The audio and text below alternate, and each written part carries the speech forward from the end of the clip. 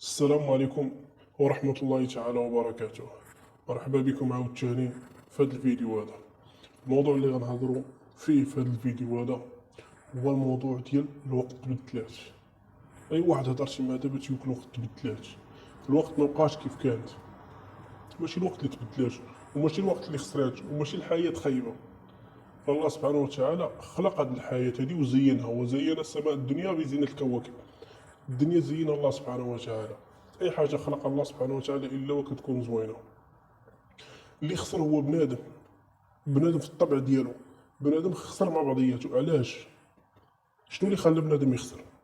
لان بنادم ما بقاش باغي يلبي الحاجيات ديالو فقط، ما بقاش باغي يدير داكشي اللي غادي يخليه هو عايش مرتاح وصافي.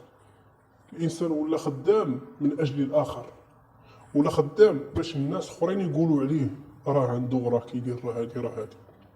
كتشوف ناس بالاستطاعه ديالو، واحد السياره مثلا بواحد 10 ديال المليون، واحد 20 ديال المليون، غتلبي ليه المسائل ديالو، غديه من الدار للعمل ديالو، يهز فيه وليداتو الى اخره. كتلقاه كيشري طوموبيل ديال 80 مليون، ديال 100 مليون، ديال هادي. علاش؟ على ود الاخر ماشي عليه هو.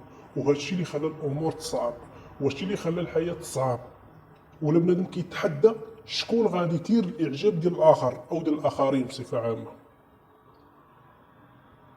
كون كان الانسان كيسعى لكسب قوت يومي هو، وما يجعله هو يعني مطمئن، عنده واحد القوت ديال يومه، وكانت الامور غتكون كلها بخير وعلى خير. ولكن الانسان هو ولا باغي يحقق شي حاجه اللي هي مستحيله التحقق. راه ارضاء الناس غايه لا تدرك. هذا هو بكري في عهد الصحابه وداكشي، كان الى الانسان قسم بالله سبحانه وتعالى رفعت الجلسه. واخا تكون انت كذاب معروف عليك الكذب، الا تلاقيتي مع شي صحابي، شي واحد يؤمن بالله حق ايمان، الا قسمتي لي بالله تيطيقك، ولو تكون انت كاذب ولو يكون عارفك كذاب. علاش؟ لانه مادام انك دزتي لي من الباب ديال الله سبحانه وتعالى ما خليتي فين يدوز. دابا لا، تيقول لك وانت بنادم كذب عليك وتيقتيه ودرتي معاه هذه المساله هذه. ملي يحلف لك بالله تيقوا، ان يكن كاذبا فعليه كذبه، وان يكن صادقا فسبحان الله الذي يعدكم به. اللي كتبنا هنا هي الشق الاول، ان يكن كاذبا فعليه كذبه. كلشي داكشي كيدون. وكل دابا ناخذ غنمشيو ندخلوا من واحد الباب اخر.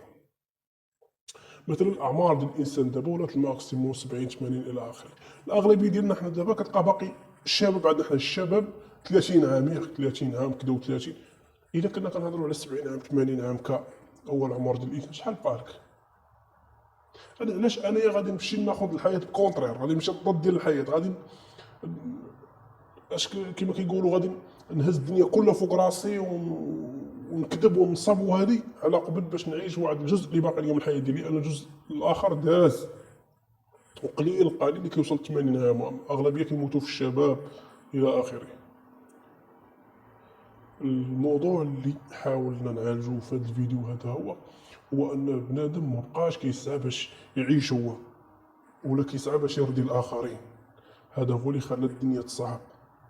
فين كتلقى واحد عنده واحد الرصيد مالي اللي قادر يعيشو واحد السنوات،